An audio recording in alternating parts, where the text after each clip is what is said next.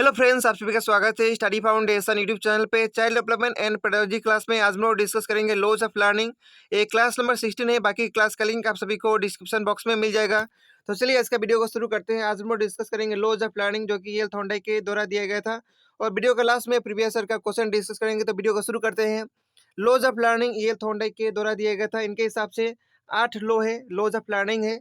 3 जो है major law, जिसको प्राइमरी लॉ कहा जाता है, और 5 जो है सेकेंडरी लॉ, जिसको माइनर लॉ कहा जाता है। प्राइमरी लॉ क्या क्या है? Laws of readiness, law of exercise और लॉ ऑफ इफेक्ट। ये जो है इसको प्राइमरी लॉ कहा जाता है। इसके बाद जो सेकेंडरी लॉ है वो क्या क्या है? Law of multiple response, law of attitude, law of partial response और activity, law of analogy and similarity और लॉ ऑफ एसोसिएटिव शिफ्टिंग। तो ये जो है 5 सेकेंडरी लॉ है। इसके बाद नेक्स्ट हम लोग प्राइमरी लॉ को डिटेल में डिस्कस करेंगे। सबसे पहला प्राइमरी लॉ है लॉ ऑफ रेडीनेस। इस लॉ का अलग अलग नाम है, जैसे कि law of motivation, law of preparedness या फिर लॉ ऑफ टेंडेंसी। इसके हिसाब से क्या है? Individual learn best when they are physically, mentally and emotionally ready.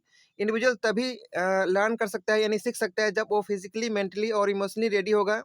यदि वो फिजिकली, मेंटली, इमोशनली रेडी नहीं है तो वो कोई रीजन नहीं है सीखने के लिए, यानी वो कभी भी सीख नहीं सकता है। Curiosity of children should be arrows, इसीलिए चिल्ड्रन के अंदर क्यूरियोसिटी जो है उसको डेवलप करना चाहिए टीचर को।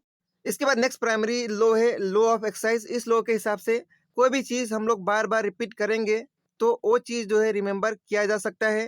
Student do not learn complex task in a single session, यानी कोई भी स्टूडेंट को सिंगल सेशन के अंदर कॉम्प्लेक्स टास्क को हम लोग सिखा नहीं सकते हैं। For example mathematics need practice, mathematics भी सीखने के लिए प्रैक्टिस चाहिए। Speaking and language required practice, skill like music, painting, typing etcetera required practice. इसका 2 पार्ट है लॉ ऑफ एक्सरसाइज का। सबसे पहला पार्ट है law of use and next part है law of disuse. Law of use क्या बोलता है? Learning are strengthen with repeated trial और प्रैक्टिस। लर्निंग को हम लोग उसको रिपीट करके, प्रैक्टिस करके उसको हम लोग स्ट्रॉन्ग बना सकते हैं। इसके बाद नेक्स्ट है law of disuse. Learning are weakened when trial और प्रैक्टिस इज डिसकंटिन्यूड, यानी लर्निंग जो है प्रैक्टिस और ट्रायल नहीं करेंगे तो डिसकंटिन्यू हो जाता है और बाद में वीकेंड हो जाता है। तो ये था law of use and disuse के बारे में लॉ ऑफ एक्सरसाइज के अंदर। इसके बाद नेक्स्ट प्राइमरी लॉ हम लोग डिस्कस करेंगे लॉ ऑफ इफेक्ट। इसका एक और नाम है, इसको कहा जाता है pleasure pain law. According to law of effect, learning is strengthened when accompanied by pleasant और satisfying feeling। लर्निंग जो है स्ट्रेंथन हो सकता है, यानी बढ़ सकता है, जब उसके अंदर प्लीजेंट और सेटिस्फाइंग फीलिंग मिलेगा। Learning is weakened when associated with unpleasant feeling. Learning जो है वीकेंड हो सकता है जब उसके अंदर अनप्लीजेंट फीलिंग मिलेगा।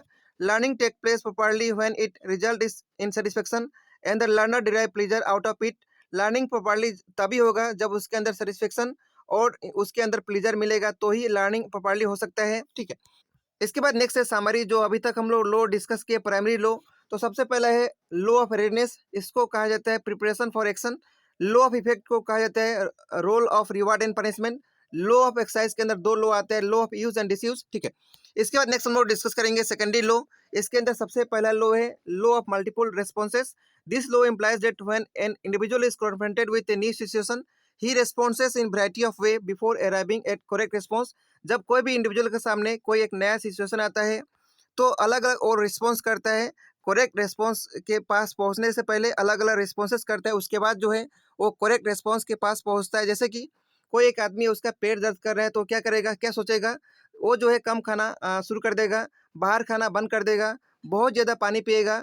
लेकिन फाइनली मालूम चलता है कि वो पानी कम पीता है, इसीलिए उसका पेट दर्द कर रहा है। ठीक है। तो ये था example law of multiple responses का। इसके बाद नेक्स्ट लॉ हम लोग डिस्कस करेंगे law of sets and attitude. Learning is guided by total attitude और set of the organisms. Learning जो है टोटली किसके ऊपर डिपेंड करता है? एटीट्यूड के ऊपर। The learner perform the task properly if he develop a healthy attitude. Learner कोई वर्क को, कोई भी काम को कर सकता है तभी जब उसके प्रति हेल्दी एटीट्यूड रहेगा, अदरवाइज वो नहीं कर सकता है। ठीक है। इसके बाद नेक्स्ट लॉ हम लोग डिस्कस करेंगे law of partial activity. According to this law, इस लॉ के हिसाब से the learner has the capacity to select the important from irrelevant element in order to determine appropriate responses। यानी जो irrelevant element होता है उसके अंदर से relevant element को फाइंड आउट करना एक लर्नर के अंदर क्या होता है? कैपेसिटी होता है। इसके बाद नेक्स्ट हम लोग डिस्कस करेंगे लॉ ऑफ एनालॉजी के बारे में। An individual response a new situation. कोई भी इंडिविजुअल नया सिचुएशन को रिस्पॉन्स करता है on the basis of the responses made by him in similar situation in the past. Past का सिचुएशन के हिसाब से नया सिचुएशन को क्या करता है? रिस्पॉन्स करता है। He makes respond by comparison. वो जो है कंपेयर करके रिस्पॉन्स को हैंडल करता है। जैसे कि कोई एक आदमी कार चला रहा है, ठीक है, स्टार्टिंग में बाद में उसको ट्रक चलाने के लिए मिल जाएगा। तो जो कार चलाने वाला एक्सपीरियंस है उसको जो है वो ट्रक चलाने में यूज करेगा, ठीक है। इसके बाद नेक्स्ट लॉ है law of associative shifting. This law is also known as condition response. इस लॉ को कंडीशन रिस्पॉन्स भी कहा जाता है। A response may be shifted from one situation to another. एक रिस्पॉन्स को हम लोग एक सिचुएशन से दूसरे सिचुएशन में शिफ्ट कर सकते हैं यदि सेम टाइम में प्रेजेंट होगा तो। In other word an response which is possible can be link with an stimulus, ठीक है। तो ये था प्राइमरी और सेकेंडरी लॉ के बारे में जो कि हम लोग अभी तक डिस्कस कर चुके हैं। इसके बाद हम लोग प्रीवियस ईयर का क्वेश्चन डिस्कस करेंगे जो इस टॉपिक से आ चुका है। तो सबसे पहला क्वेश्चन है which of the following is not A basic law of learning develop by Thorndike.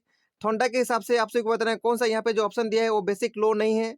Redness है, एक्सरसाइज है, इफेक्ट है, लेकिन इंटेंसिटी जो है एक कोई बेसिक लॉ नहीं है। इसलिए इस क्वेश्चन का सही आंसर हो जाएगा ऑप्शन नंबर बी। इसके बाद नेक्स्ट क्वेश्चन है when children learn a concept and use it practice help introducing the errors committed by them. This idea is given by. ये आइडिया जो है ईएल थॉर्नडाइक के द्वारा दिया गया था। तो इस क्वेश्चन का सही आंसर हो जाएगा ऑप्शन नंबर डी। इसके बाद नेक्स्ट क्वेश्चन है in class teaching the step of introducing A lesson is based on which law of learning. तो जो लेसन इंट्रोड्यूसिंग का जो स्टेप है कौन सा लॉ के हिसाब से बेस है, लॉ ऑफ रेडनेस है। तो इस क्वेश्चन का सही आंसर हो जाएगा ऑप्शन नंबर बी। इसके बाद नेक्स्ट क्वेश्चन है primary and secondary law of learning are given by whom. तो प्राइमरी और सेकेंडरी लॉ किसके द्वारा दिया गया था, उनका नाम है ईएल थॉर्नडाइक। तो इस क्वेश्चन का सही आंसर हो जाएगा ऑप्शन नंबर ए। इसके बाद नेक्स्ट क्वेश्चन है which theory of learning emphasises on making the student active for discovery of knowledge in place of becoming a passive listener only. तो कौन सा थ्योरी के हिसाब से स्टूडेंट जो है जिसके अंदर एक्टिव पार्टिसिपेट करते हैं, डिस्कवर करते हैं नॉलेज को, उस थ्योरी का नाम है कंस्ट्रक्टिविस्ट थ्योरी। तो इस क्वेश्चन का सही आंसर हो जाएगा ऑप्शन नंबर डी। इसके बाद नेक्स्ट क्वेश्चन है in a classroom teacher should gain preliminary attention of student to impart a lesson effectively. In this case which law of learning is applied. इसके अंदर कौन सा लॉ अप्लाई हुआ है, law of redness apply हुआ है। तो इस क्वेश्चन का सही आंसर हो जाएगा ऑप्शन नंबर ए। इसके बाद नेक्स्ट क्वेश्चन है the law of exercise emphasises on. Law of exercise जो है किसके ऊपर एक्सरसाइज करता है, प्रैक्टिस के ऊपर, जो कि ऑप्शन नंबर ए में दिया है constant practice of useful learning. तो इस क्वेश्चन का सही आंसर हो जाएगा ऑप्शन नंबर ए। इसके बाद नेक्स्ट क्वेश्चन है law of use and law of disuse come under the primary law. तो किस लॉ के अंदर आता है, हम लोग डिस्कस किए थे लॉ ऑफ एक्सरसाइज के अंदर आता है। तो इस क्वेश्चन का सही आंसर हो जाएगा ऑप्शन नंबर बी। इसके बाद नेक्स्ट क्वेश्चन है which one of the following is not a Thorndike law of learning. यहाँ पे जो ऑप्शन दिया है कौन सा थॉर्नडाइक का लॉ नहीं है। रेडनेस है, एक्सरसाइज है और इफेक्ट भी है, लेकिन लॉ ऑफ प्रॉक्सिमिटी ये कोई लॉ नहीं है थॉर्नडाइक का। तो इस क्वेश्चन का सही आंसर हो जाएगा ऑप्शन नंबर सी। इसके बाद नेक्स्ट क्वेश्चन है how many primary law of learning given by Thorndike. Thorndike के हिसाब से कितना प्राइमरी लॉ है, 3 है, और सेकेंडरी कितना है, 5 है, ठीक है। तो इस क्वेश्चन का सही आंसर हो जाएगा ऑप्शन नंबर सी। इसके बाद नेक्स्ट जो है आप सभी के सामने एक होमवर्क का क्वेश्चन है, आप सभी को इसका सही आंसर कमेंट करके बताना होगा। तो इस वीडियो में इतना ही रहेगा। इस वीडियो का पीडीएफ आप सभी को टेलीग्राम ग्रुप में मिल जाएगा। टेलीग्राम ग्रुप का लिंक आप सभी को डिस्क्रिप्शन बॉक्स में मिलेगा। तो मिलेंगे नेक्स्ट वीडियो में। Thank you so much.